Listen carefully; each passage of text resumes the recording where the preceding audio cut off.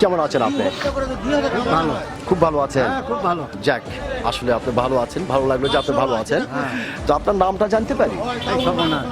কিনতেই পাওয়া যায়। না না, আপনার নামটা জানতে পারি? কিনে। বলেন তো। কিনে কিনে হ্যাঁ, কিনা। কিনা নাম আপনার, সুন্দর একটা নাম।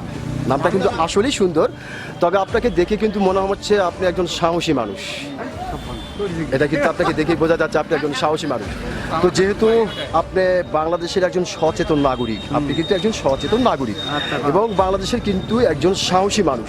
সেই ক্ষেত্রে আপনার কাছ থেকে এই বিষয়টি জানতে চাচ্ছি যে আমাদের বাংলাদেশের সাবেক প্রধানমন্ত্রী শেখ হাসিনা, তিনি কিন্তু এখন বাংলার মাটিতে নেই, তিনি এখন ভারতের মাটিতে অবস্থান করতেছেন।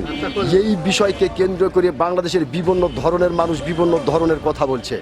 কেউ বলছে শেখ হাসিনা কখনো কোনোদিন বাংলার মাটিতে আর পা রাখতে পারবেন না, আবার কেউ বলছেন না শেখ হাসিনা আসবে অচিরেই বাংলার মাটিতে বীরের বেশে, আবার কেউ বলছে হলে হতে পারে, তবে তার জন্য একটু সময় লাগতে পারে। তো ভাইজান, আপনি একজন সাহসী মানুষ হিসাবে এবং বাংলাদেশের একজন সচেতন নাগরিক হিসাবে আপনার কাছ থেকে জানতে চাই আপনি কোনটা মনে করেন?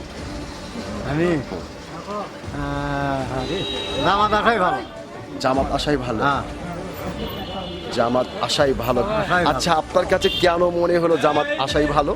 আমার মনে জামাত না আসা মনে দেশের শাসন হবে না। শাসন হবে না, না, মানে দেশ শান্তি শাসন হবে করবে না। জামাত। জামাত, যার কারণে আপনি বুঝতে পারতেছেন যে জামাত আসলেই ভালো হবে। জামাত আসলেই ভালো হবে। অসংখ্য ধন্যবাদ আপনাকে ভাইজান, আপনার যে সত্যিকারের একজন সাহসী মানুষ, আপনি কিন্তু আপনার সাহসিকতার পরিচয় দিয়েছেন।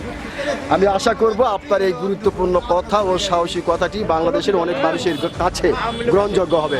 ধন্যবাদ আপনাকে। হ্যাঁ, উনি একজন হিন্দু মানুষ হয়ে যে আসলে বললেন জামাতের কথা, আমি অবাক হয়ে গেলাম। ধন্যবাদ আপনাকে।